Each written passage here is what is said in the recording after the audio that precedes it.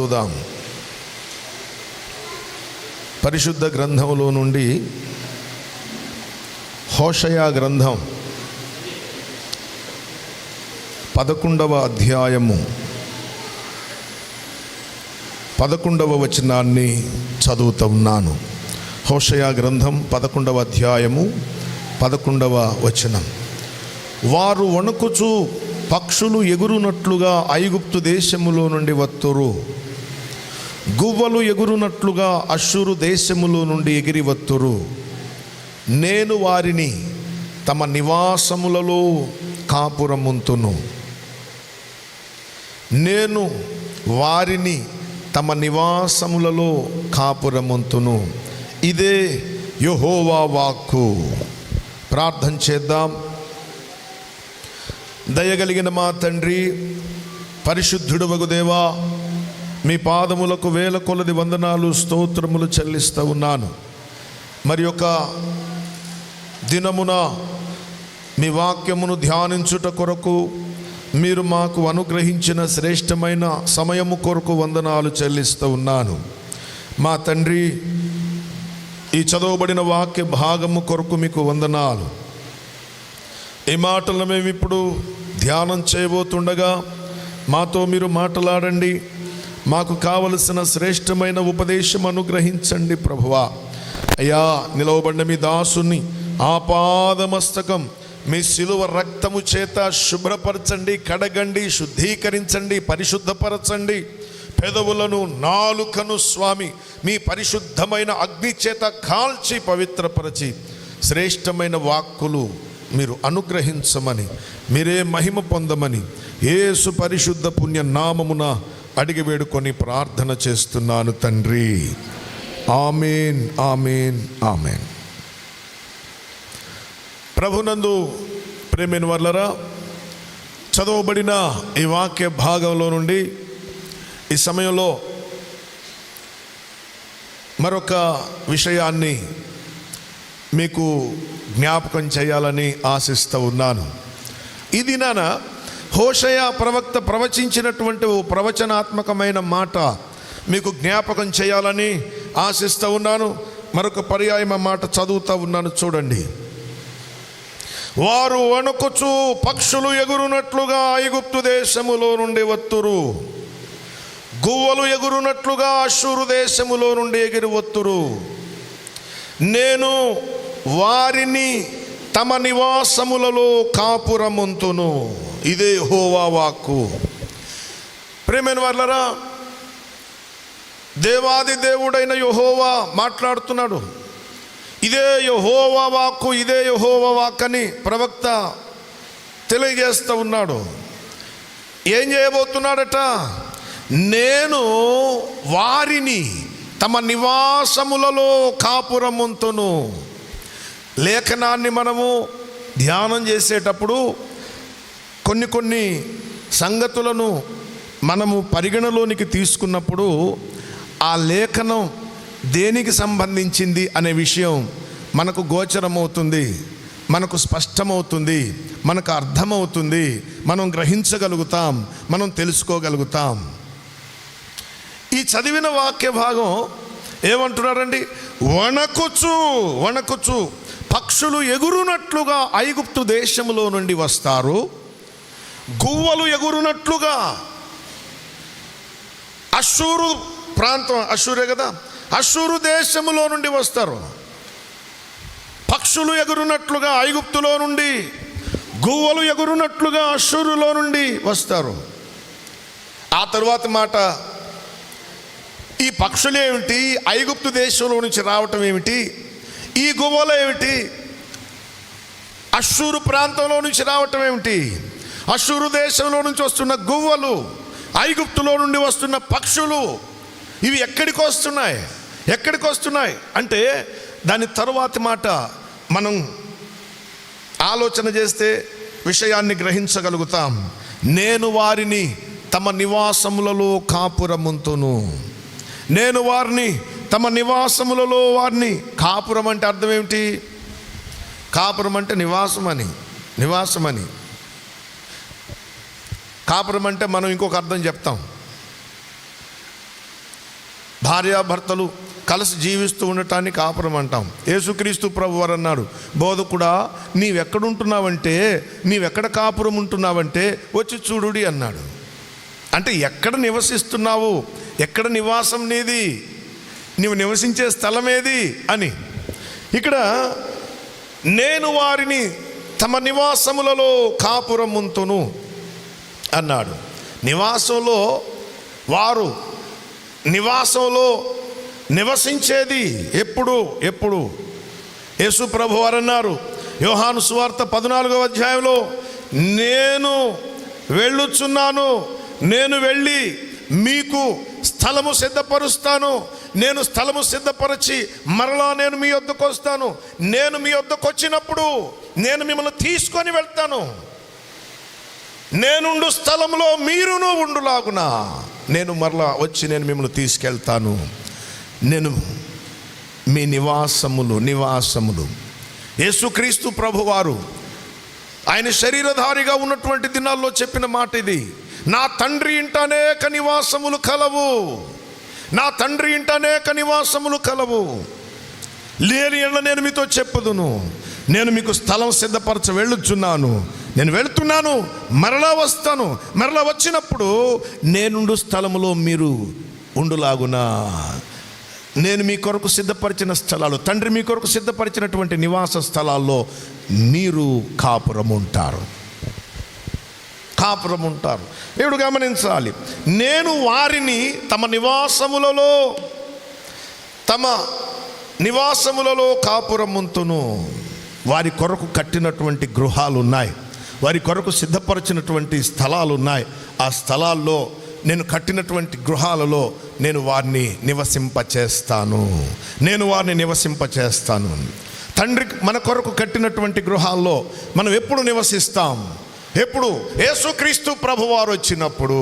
అది విషయం. యేసు ప్రభువారు వచ్చినప్పుడు, సంఘం ఎత్తబడినప్పుడు అందరూ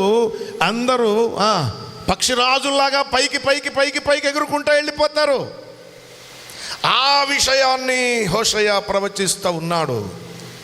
పక్షులు ఎగురునట్లుగా ఐగుప్తులో నుండి వస్తారు, పక్షులు ఎగురునట్లుగా ఐగుప్తులో నుంచి వస్తారు. రెండోది గువ్వలు ఎగురునట్టుగా, గువ్వలు తమ రెక్కలు చాచి ఎగురునట్టుగా వారు అష్షూరులో నుంచి వస్తారు. ఇశ్రాయేలు ప్రజలు ఐగుప్తు చెరలో ఉన్నటువంటి వారు ఐగుప్తు చెరలో నుంచి బయటకు వచ్చేసారు. పక్షుల్లాగా బయటకు వచ్చారు. ఇప్పుడు ఐగుప్తు చెరలో నుంచి బయటకు వచ్చిన వీరు పక్షుల్లాగా రెక్కలు చాచి పైకి ఎగురుతారు, పైకి వెళ్ళిపోతారు. పరదేశంలో ఉన్నటువంటి వారు కాదు, మధ్యాకాశానికి వెళ్తారు. వీళ్ళు మధ్యాకాశానికి వెళ్తారు. పక్షులు ఎగురునట్టుగా వారు ఐగుప్తులో నుంచి వచ్చిన వారు, గువ్వలు ఎగురునట్టుగా వీరు అష్షూరులో నుండి వచ్చినటువంటి వారు. అష్షూరు కాస్త అస్సిరియా అయింది. అస్సిరియా కాస్త ఇప్పుడు సిరియాగా పిలువబడతా ఉంది. రేపు ఈ ధర్మ విరోధి, భయంకర నియంత పాప పురుషుడు, అంత్య అబద్ధ క్రీస్తు అనేటటువంటి వాడు ఈ ప్రాంతం నుంచే రాబోతున్నాడు. సిరియా ప్రాంతం నుంచి రాబోతున్నాడు. దేవుని బిడ్డలారా, అయితే యేసు ప్రభు వారు వచ్చినప్పుడు ఏం జరుగుతుంది అంటే వినండి, వేరుపరచుట అనేది జరుగుతుంది. ఏం జరుగుతుంది? వేరుపరచుట. ఎట్లా వేరు చేస్తాడు? ఇక శాశ్వతంగా వేరగుట. ఇప్పుడు లోకములో నుంచి మనలను వేరు చేశాడు. అయినా లోకంలో నుంచి మనం వెళ్ళలేదు, ఇంకా లోకంలోనే ఉన్నాం, కానీ ప్రత్యేకంగా ఉన్నాం. కానీ యేసు ప్రభు వారు వచ్చినప్పుడు ఏం జరుగుతుందంటే, లోకములో నుంచి పూర్తిగా మనము వెళ్ళిపోతాం. లోకంలో నుంచి పూర్తిగా వేరైపోతాం, శాశ్వతంగా వేరైపోతాం లోకంలో నుంచి. యేసు ప్రభు వారు వచ్చినప్పుడు ఇక లోక ప్రభావం ఏమీ ఉండదు. ఇప్పుడు మనము ప్రతిదినము పాపముతో పోరాడాలి, ప్రతిదినము లోకముతో పోరాడాలి, ప్రతిదినము మన హృదయాలోచనలతో పోరాడాలి. మన హృదయాలోచనలు కేవలము చెడ్డవి. మంచి మనలో పుట్టదు తొందరగా. అయినా యేసు ప్రభు వారు మనల్ని ప్రేమించారు. ఇంతకుముందు మనం అదే పాడుకున్నాం. మంచి నాలో పుట్ట దంచు నీవెరిగిన మిల్చా ప్రేమిల్చినావు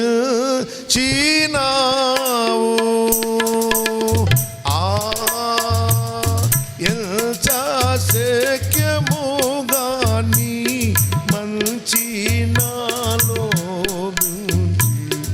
ఇంచా ప్రేమిల్చినావు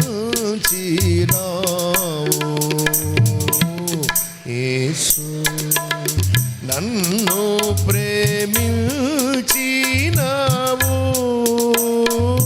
పాపినైనా నన్ను ప్రేమించినావు. ప్రభువుకు స్తోత్రం చెప్దాం. హల్లెలూయా. దేవుని బిడ్డలారా వినండి, యేసు ప్రభు వారు వచ్చినప్పుడు ఏం జరుగుతుంది అంటే వేరగుట ఆయన పేరు వేరుపరచువాడు, వేరు చేసేవాడు, వేరు చేస్తాడు. ఇంట్లో 5 ఉన్నారనుకోండి, యేసు ప్రభు వారి గురించి ఏం చెప్పుకుంటున్నారు? ప్రభువా నువ్వు సమాధానకర్తవి, సమాధానం కలుగజేయటానికి వచ్చావు కదా, సమాధానం కలుగజేయటానికి వచ్చావు కదా అంటుంటే ఆయన అంటాడు, నో నో, లేదు నేను సమాధానం కలుగజేయటానికి రాలేదు అన్నాడు. అదేంటి ప్రభువా, మరి ఏం కలుగజేస్తావు నీవు? నేను భేదమును వచ్చి ఉన్నాను. ఇంట్లో 5 ఉంటే 2కి వేరే ముగ్గురుకు వేరే 2 వేరుపడతారని యేసయ్య చెప్పాడండి. ఈ మాట తెలుసు కదా మీకు, రిఫరెన్స్ చెప్పాల్సిన పని లేదు కదా. నేను భూమి మీద సమాధానం కలగజేయవచ్చి తినని మీరు అనుకొనుచున్నారా?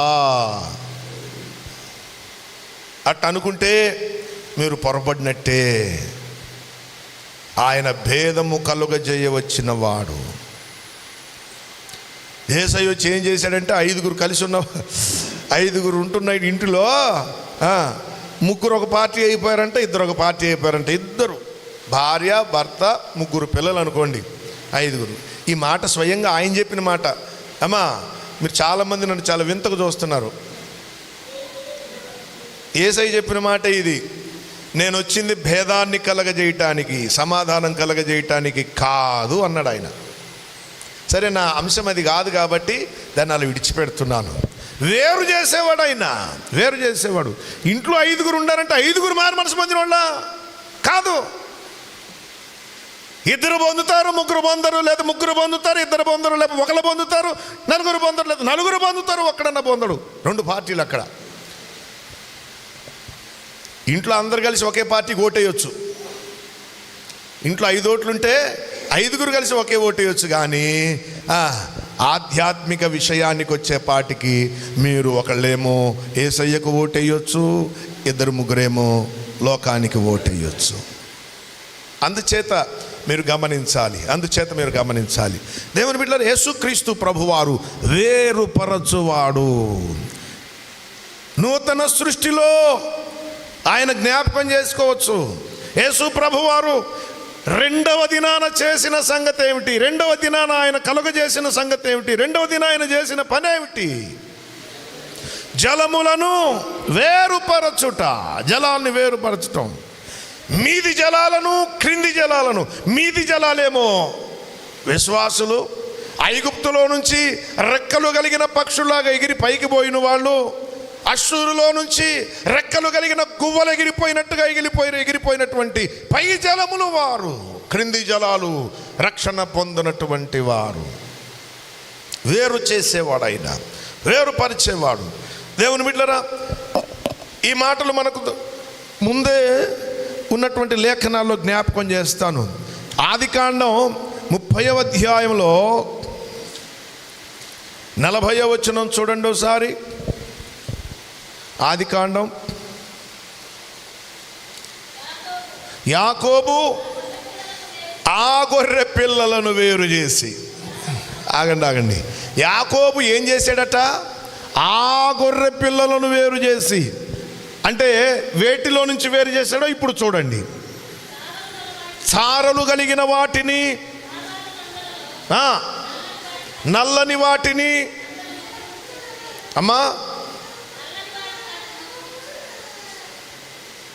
లాబాను మందలలో నల్లని వాటి తట్టుకు మందల ముఖములను త్రిప్పి తన మందను లాబాను మందలతో ఉంచక వాటిని వేరు చేశాడు.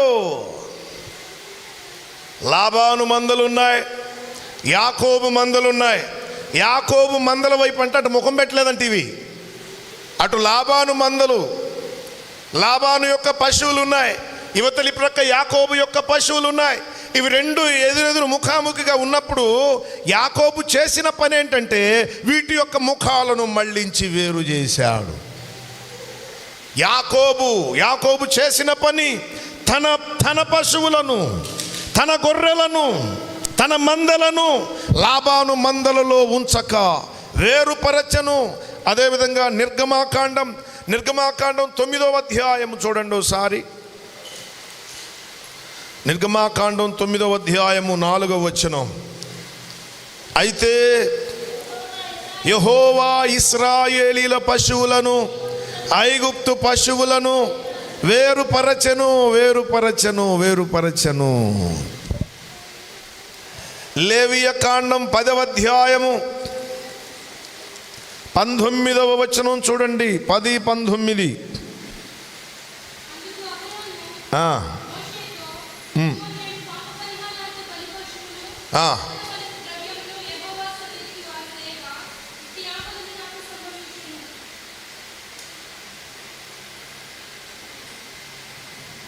ఒక్క నిమిషం. ఆయన సన్నిధిలో వేరు చేశాం. 10వ వచనం చూడండి అమ్మా. మీరు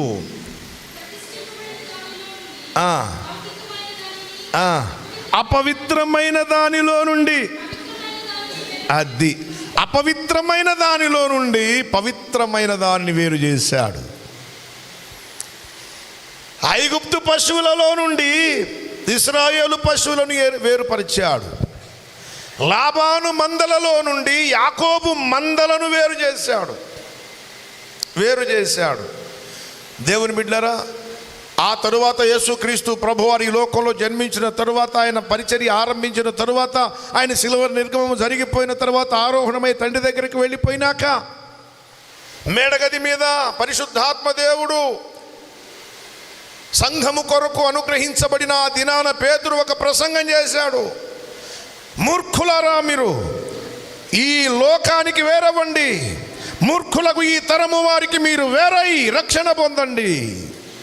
మీరు వేరై రక్షణ పొందాలి, వేరవ్వాలి. ఇక్కడ చేరిన మనమందరము లోకానికి వేరైన వారము. స్తోత్రం చెప్పాలి అందరూ. లోకంలో వేరయ్యామా లేదా? భయంగా ఉందా? అనుమానంగా ఉందా? వణుకుచూ పక్షులు వలె ఐగుప్తులో నుంచి వచ్చేదరు. గువ్వ రెక్కలు ఆడించినట్టుగా రెక్కలు ఆడిస్తూ అశ్షూరులో నుంచి వచ్చాం. మనమందరము ప్రత్యేకించబడిన జనాంగం, మనమందరం ప్రత్యేకించబడినటువంటి ప్రజలం. ఆయన మేపేటటువంటి గొర్రెలం మనం. ఆయన వేరు చేసినప్పుడు మీది జలములలోనికి మనము చేర్చబడేటటువంటి వారం. ఇది ఎప్పుడు జరుగుతుంది అంటే యేసు ప్రభువారు మధ్యాకాశానికి వచ్చినప్పుడు ఆర్భాటంతో, ప్రధాన దూత శబ్దంతో, దేవుని బూరతో పరలోకంలో నుంచి ప్రభు దిగి వచ్చినప్పుడు, ఐగుప్తులో నుంచి, అష్షూరులో నుంచి పక్షులు వచ్చినట్టుగా తమ నివాసములకు వారు రాబోతున్నారు. ఇక శాశ్వతంగా వేరైనట్టే. ఇప్పుడు మనం వేరయ్యాం కానీ అప్పుడప్పుడు ఇటు తిరుగుతున్నాం. మళ్ళా ఇటు తిరిగాం కానీ లోకానికి ఇటు తిరిగాం కానీ అవకాశం వచ్చినప్పుడు మరలా ఏదో కోపం వచ్చినప్పుడు, మనసు కష్టం వేసినప్పుడు అని ఇటు ప్రయాణమై పోతా ఉండగా ఏది నిందో, దెబ్బో, ఆయాసమో, అవమానం ఎదురైనప్పుడు ఏం దేవుళ్ళే అని అబౌట్ టర్న్ ఎటు తిరుగుతున్నారు. అవునా కాదా? వాస్తవా కాదా? వాస్తవమే కదా. కానీ ఇక వెను తిరగటానికి వీలు లేకుండా వేరు చేస్తున్నాడు యేసయ్య. ఇక కనపడదు లోకం. మునుపు మిమ్ములను బాధించిన వారు ఇక ఎన్నటికీ కనబడరు అన్నాడు కదా ఎర్ర సముద్ర పోటున. అప్పుడు నెరవేర్తి ప్రవచనం అది. ఇక ఎప్పటికీ కూడా కనపడరు ఈ లోకం, ఎప్పటికీ కనపడరు మీకు. దేవుని బిడ్డలారా, ఇప్పుడు సంగతి జ్ఞాపకం చేస్తాను, జాగ్రత్తగా వినండి. ఆదికాండంలో 1వ అధ్యాయంలో మనకు ఎన్ని దినాల సృష్టి కనపడుతుంది? 6 7 అమ్మా 6. ఒక ఆయన అన్నాడంటే, ఎందుకని అయ్యగారు నాకు ఒక డౌట్ అన్నాడంట. అయ్యా ఏమిటా డౌట్ అంటే, ఎందుకని అసలు 6 దినాలే చేయాలి సృష్టి? ఎందుకని 6 దినాలు సృష్టి చేశాడు అంటే, అప్పుడు ఆ పాస్టర్ గారు అన్నాడంట, 8 దినాలు చేసినా నువ్వు ఇట్టాగే అడుగుతావని 6 దినాలు చేశాడు అన్నాడట. అవునా? 10 దినాలు చేశాడు అనుకో, ఎందుకు 10 దినాలు చేసావని అడుగుతావు కదా, అందుకని 6 దినాలు చేశాను అన్నాడంట. అందుకని నేను 6 దినాలు సృష్టి చేసిన, 6 దినాల్లో చేశాను.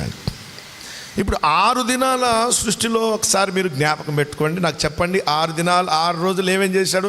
ఇవన్నీ మీకు కంటో పాఠం. చిన్నపిల్లలు 2వ ఎక్కం అప్పు చెప్పినట్టు చెప్తారు మీరు. గడ గడ గడ, టక టక టక టక. ఇందులో పుస్తకం రాయమన్నా కానీ బ్రహ్మాండమైన పుస్తకం రాస్తారు మీరు.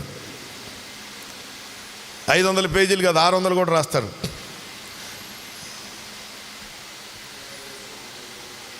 ఒక ఆయన పుస్తకం రాశాడంట, 500 పేజీల పుస్తకం. దాన్ని ప్రింట్ చేయించాలని ప్రింటింగ్ ప్రెస్ దగ్గరికి వెళ్ళాడట. వెళ్తే అప్పుడు ఆ ప్రెస్ ఓనర్ అడిగాడట, అవును ఏమి రాశారు మీరు అన్నాడంట. ఆ గుర్రం కథ రాశాను అన్నాడంట. ఏం కథ? గుర్రము కథ. చెప్పాలి అందరూ, చెప్పపోయిన పర్లేదులే, మళ్ళీ ఇది గుర్తుపెట్టుకుంటారు. గుర్రం కథ రాశాను అన్నాడంట. గుర్రం కథ ఎన్ని పేజీలు పడుతుంది అన్నాడంట. మన ఇష్టం అంటే ఎన్నన్నా రాసుకోవచ్చు అన్నాడంట.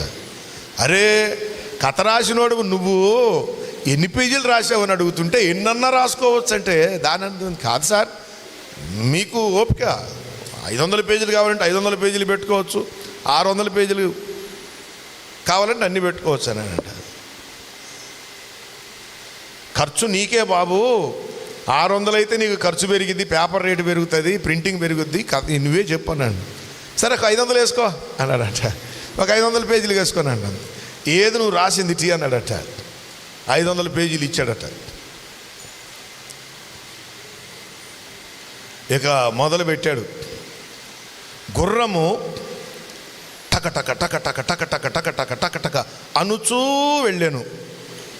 అది ఇక గుర్రము అని హెడ్డింగ్ పెట్టి టక టక టక టక టక టక టక టక 1వ పేజీ, 2వ పేజీ టక టక టక టక టక టక 4వ పేజీ టక టక టక టక టక టక 5వ పేజీ ఇట్ట 500 పేజీలు రాసి అనుచూ వెళ్ళిన నేను అయిపోయిందంట. దీనికి 500 ఏం కర్మ, 600 కూడా రాసుకోవచ్చు. అట్లాగే మీరు గుర్రం కథలాగా 6 దినాలు సృష్టి 500 పేజీల్లో కూడా రాయగలుగుతారు మీరు. మొదటి రోజు ఏం చేశాడమ్మా చెప్పాలి? టక. మీరు టకటకలు రాయబాకండి, ఓన్లీ కంటెంట్ రాయండి, కానీ టకటకలు వద్దు మనకు. మొదటి రోజు ఏం చేశాడు చెప్పండి? అది చేశాడు. ఏంటది? వెలుగు చేశాడు. అవునా?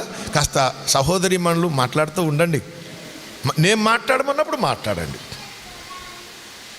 2వ రోజు ఏం చేశాడు? జలములను వేరు చేశాడు. 3వ రోజు ఏం చేశాడు? 3వ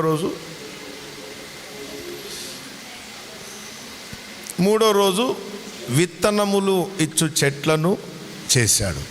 4వ రోజు ఏం చేశాడు? సూర్య చంద్రులను చేశాడు. 5వ రోజు ఏం చేశాడు? రెక్కలు కలిగిన వాటిని చేశాడు. 6వ రోజు నరుని చేశాడు. ఇది 6 దినాల సృష్టి. 6 దినాలు. ఇప్పుడు చూడండి, అంత్యకాలంలో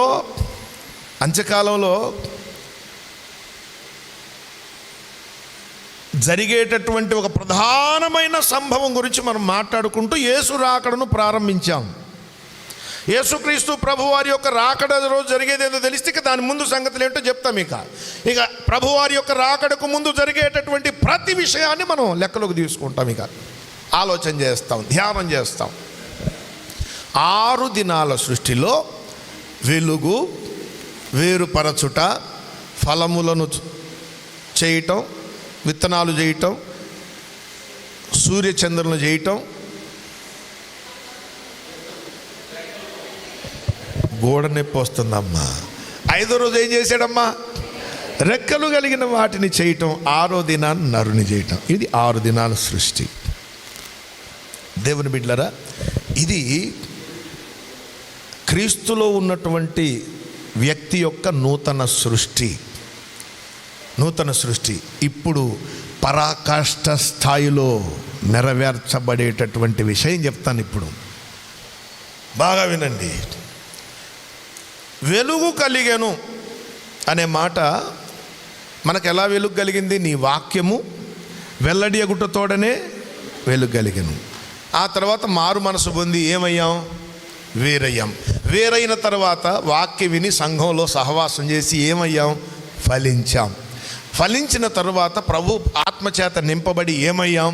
ప్రకాశించాం. ప్రకాశించిన తరువాత ఏమయ్యామంటే ఇక పాపాన్ని జయించటానికి రెక్కలు పొందాం. రెక్కలు పొందిన తరువాత యేసునాథునిలాగా ఉండటం మొదలుపెట్టాం. ఇది అర్థం చేసుకోండి.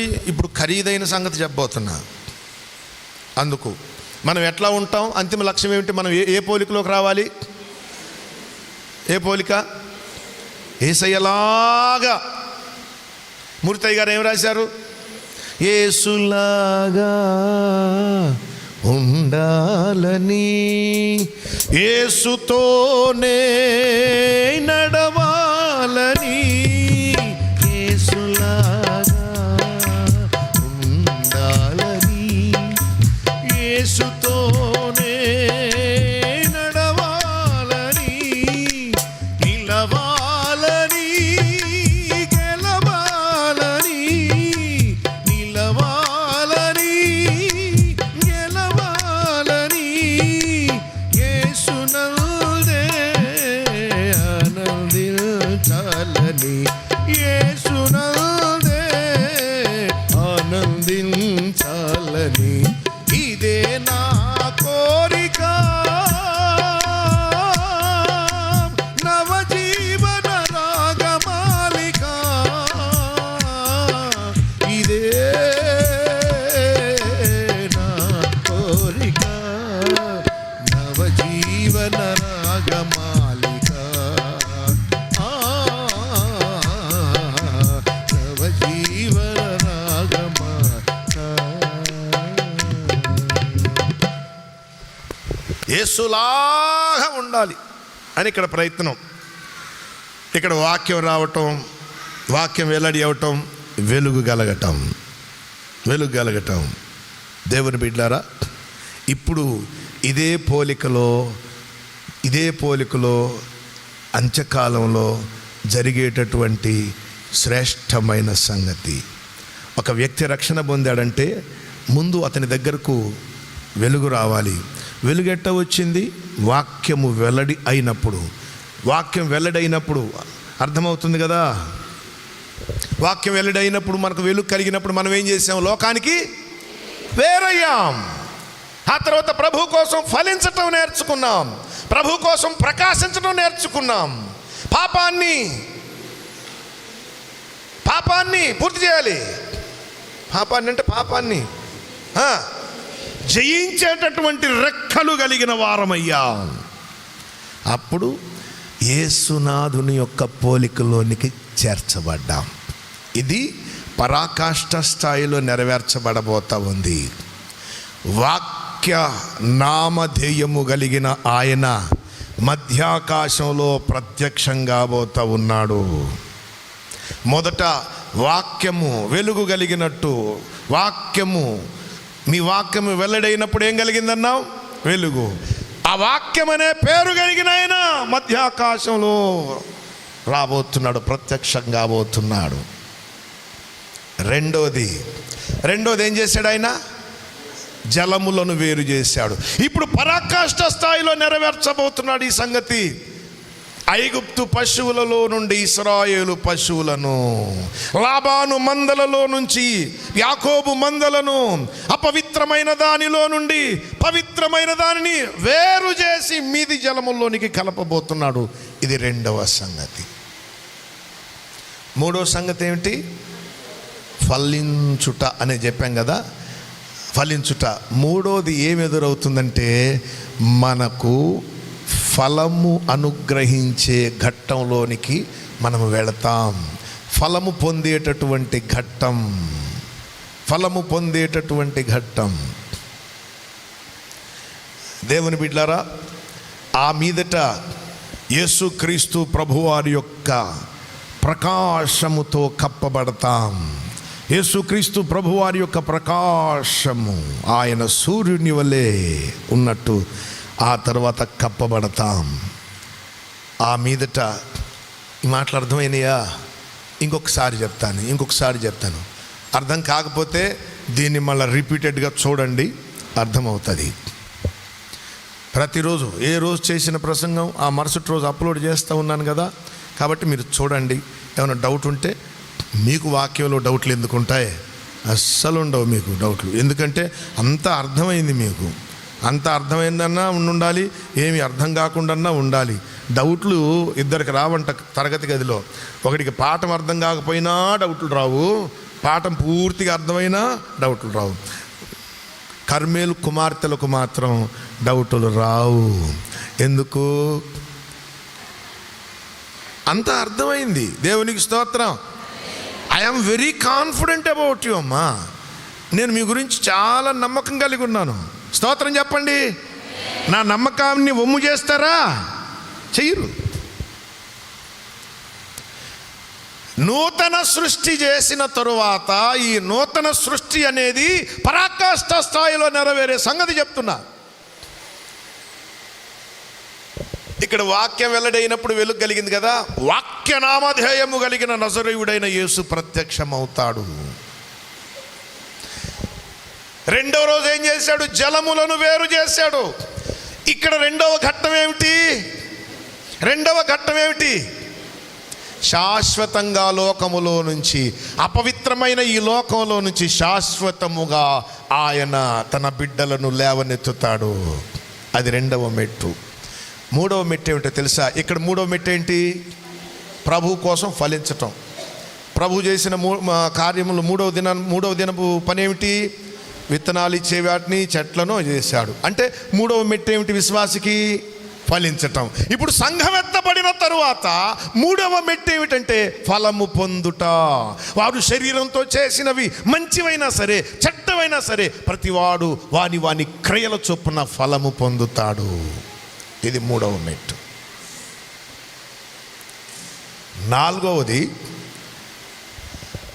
నాలుగవది ప్రభు తన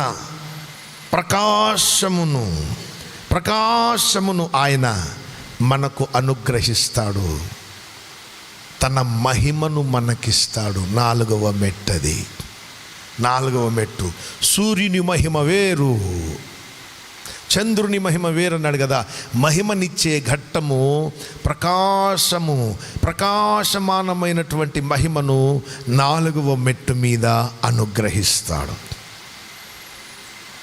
ఇప్పుడు ఐదో సంగతి చెప్పండి.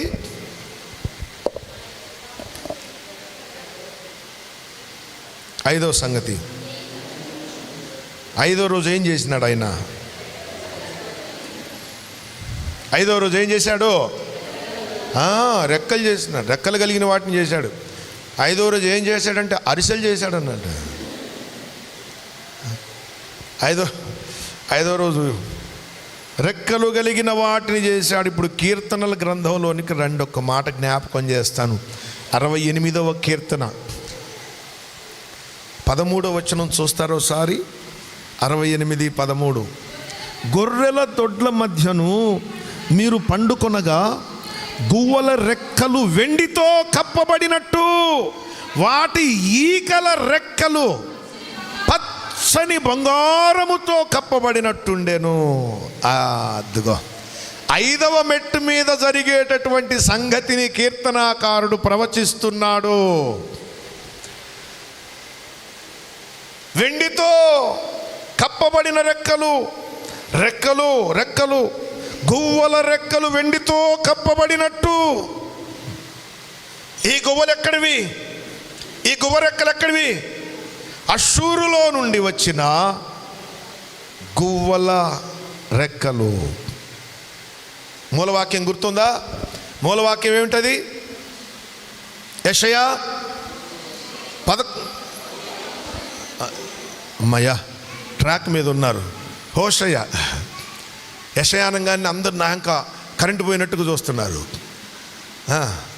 హోషయ 11:11 కదా. 5వ మెట్టు మీద జరిగిందేమిటి? 5వ మెట్టు మీద ఆయన 5వ దినాన రెక్కలు కలిగిన వాటి చేశాడు. భూమి మీద మనం బ్రతికే దినాల్లో 5వ మెట్టు ఏమిటంటే పాపమును జయించే విషయంలో రెక్క ఆడిస్తాం. ఉదాహరణకు యోసేపు పోతీఫర్ ఇంట్లో ఉన్నాడు. అతని భార్య వల్ల శోధన ఎదురైంది. శోధన ఎదురైనప్పుడు ఆమె తన పై వస్త్రాన్ని పట్టుకున్నప్పుడు యోసేపు రెక్కలు కలిగిన వాడు గనుక పారిపోయాడు. అది రెక్కలు కలిగిన వాడు పారిపోయాడు. పాపాన్ని జయించే విషయంలో రెక్క ఆడిస్తాం. అది 5వ మెట్టు. ఇప్పుడు ఈ 5వ మెట్టు మీద ఏం చేస్తాడు?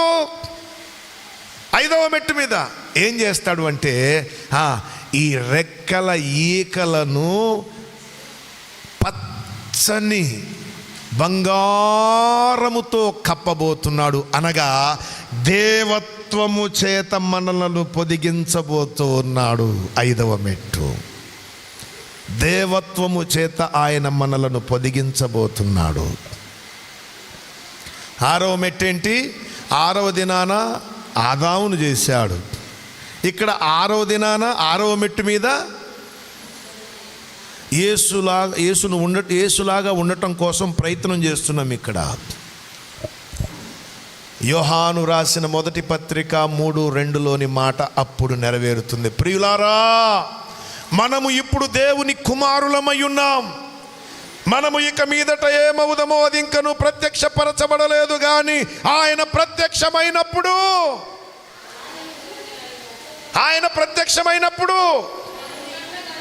ఆయన ఉన్నట్టుగానే చూస్తాము. చూసారా మాట? గనుక అది కావాల్సింది. ఆయన్ని పోలి ఉంటాం. యేసులాగా అక్కడ ఉంటాం. ఇక్కడ ఆశ ఏంటంటే యేసులాగా ఉండాలన్నది ఇక్కడ ఆశ. కానీ అప్పుడప్పుడు యేసయ్యలాగా ఉండం, అప్పుడప్పుడు వేరే వాళ్ళలాగా ఉంటాం. ఇక్కడ మాత్రం యేసయ్యలాగా అన్ని సందర్భాల్లో ఉండం. అందుకే మనల్ని చంద్రుడితో పోల్చింది. చంద్రుడు ఒకరోజు నెల పొడుపు, ఇంకో రోజు కాస్త పెరుగుతాడు, ఇంకాస్త అర్ధచంద్రుడు, ఇంకాస్త పెరిగి పెరిగి పెరిగి ఒక్కరోజు ఎక్కలేని ఉద్యమం వచ్చి పూర్ణ చంద్రుడు అయిపోతాడు. ఆ మరుసటి రోజు నుంచి మళ్ళీ అమావాస్య వచ్చింది, ఇక మళ్ళీ క్షీణించడం మొదలు పెడతాడు. ఇక్కడ చంద్రబింబంతో అందుకే పోల్చింది యేసయ్య. అవునా? కానీ మధ్యాకాశంకి వెళ్ళిన తర్వాత ఇక అచ్చు మనం యేసులాగా ఉంటాం. ఇంకా మార్పు లేదు. ఇంకా మార్పు మళ్ళీ అక్కడ కూడా క్షీణించటం, పెరగటం, క్షీణించటం, వృద్ధి చెందటం లేదు. ఇక యేసులాగా ఉంటాం. హల్లెలూయా, స్తోత్రం. యేసయ్యలాగా ఉంటామంటే ఎంత ఆనందం అండి. యేసయ్య ఎంత చక్కనైనా ఆయనలాగా ఉంటామంటే మనకి ఎంత ఆనందంగా ఉంటుంది. యేసయ్య ఎంత కలరో, నేను యేసులాగా అంత కలర్లో ఉంటానంటే నాకు ఎక్కడ లేని సంతోషం. అవునా కాదా? ధవళ వర్ణుడు రత్న వర్ణుడు నా ప్రియుడు, అవని 10,000 బహుశ్రేష్ఠుడాతడు. ధవళ వర్ణుడు రత్న వర్ణుడు నా ప్రియుడు, అవని 10,000 బహుశ్రేష్ఠుడాతడు. ఎవరు ఆయన కిలలో సమరూప పురుషుడు,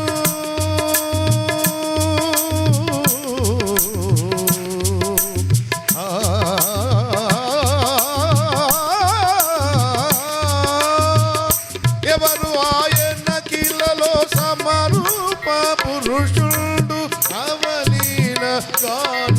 గానతని గురుతింపగలనమ్మ, అవలీలగా గానతని గురుతింపగలనమ్మ.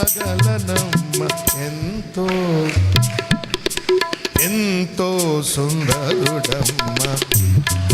ఇప్పుడు మన హెయిర్ అంతా పోతా ఉంది, ఈ కాలంలో పోయే కాలం ఇది. రోజు పోవటమే, దువ్వుకున్న ప్రతిసారి చూడటమే, బాధపడటం. మరి పురుషులన్నా ఏం కనపడకుండా పోతాయి, స్త్రీల గట్ట కాదాయా. అవన్నీ ఒక చోట చేరతాయి. అవన్నీ ఒక చోట చేరినప్పుడు ఆటన్నిటినీ పోగు చేసి అది ఒక పెద్ద శుద్ధ సువర్ణాన్ని పోలిన గోళంలాగా తయారు చేసి అక్క అని ఎంత బాధగా చూపించుకొని కన్నీళ్ళు పెట్టుకుంటాం. యేసయ్య దగ్గరికి వెళ్ళినాక ఆయన పోలి ఉంటాం. ఆయన జుట్టు ఎట్టుంటుంది అట్టుంటుంది మన జుట్టు కూడా. హల్లెలూయా. ఆయన జుట్టు ఎట్టుంటుందంట, పలచగా దేరిలాగా ఉంటుందా. ఇప్పుడు మనకి దేరు అక్కడక్కడ ఉంటాయి ఎంట్రుకలు. ఇప్పుడు ఆయనకి అట్టగా అది ఉండేది. చిక్కని కురులు, చక్కని కురులు, నొక్కులు కలిగిన కురులు. అదేంటో ఇప్పుడు నొక్కులుగా ఉండటం ఫ్యాషన్ కాదు, పుల్లలాగా పడుతున్నాయి మొహాన, అది ఫ్యాషన్ అయి కూర్చున్నాయి. కాస్త రింగులున్నా సరే అవన్నిటి అయి పెట్టేసి ముందుకు బిక్కొని కళ్ళ ముందుకు తీసుకొని శుక్లం ఆపరేషన్ చేసుకున్న వాళ్ళలాగా. ఏంటమ్మా వింత. యేసు ప్రభు వారి జుట్టు ఎట్టుందో తెలుసా? కుర్రులు నొక్కులు గల్గి స్ఫురద్రూపియగు విభుడు, మరుల మనసున నింపు మహనీయుడాతడు. కుర్రులు నొక్కులు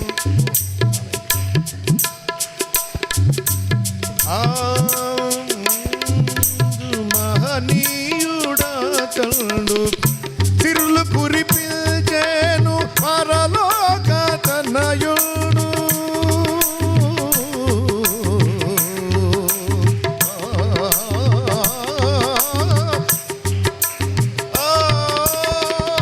సిరులు కురిపించేను పరలోక తనయుడు, వీరభూయు పరలోక యారోను విరజాజి, వీరభూయు పరలోక యారోను విరజాజి. ఎంతో సుందరుడమ్మ, నేనెంతో మురిసిపోయినాను. ఎంతో సుందరుడమ్మ.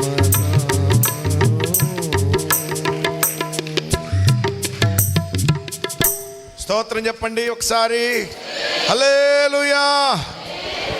యేసులాగా, యేసును పోలి ఉండే మెట్టు 6వ మెట్టు.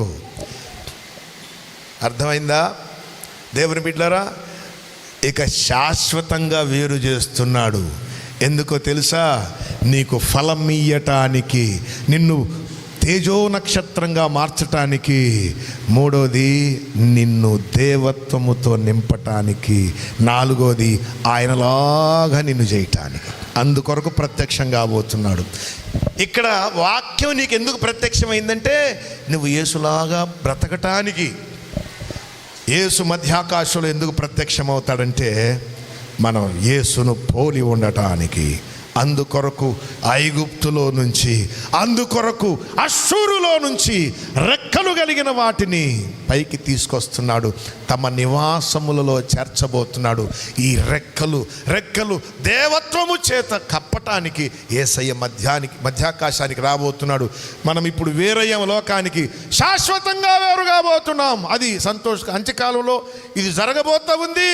అంత్యకాలం సంభవాల అంశంలో సంఘం ఎత్తబడేది యేసు వచ్చినప్పుడు, యేసయ్య వచ్చినప్పుడు, ఆయన వచ్చినప్పుడు సంఘం ఎత్తబడుతుంది. కాబట్టి మనం యేసయ్యలాగా ఉంటాం, యేసును పోలి ఉంటాం. అందుకొరకు మనం సిద్ధపడదాం, ప్రార్థన చేద్దాం. ప్రభు ఈ మాట దీవించునుగాక.